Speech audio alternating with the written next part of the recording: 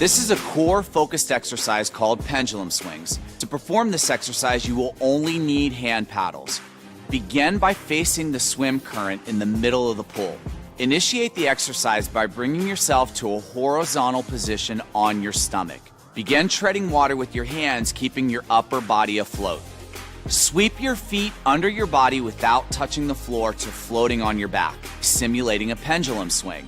For beginners, start this exercise with a slow tempo and the pace set at a low flow.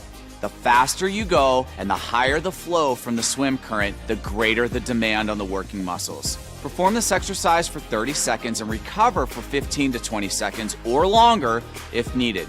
Perform a total of 3 to 4 rounds for optimal results.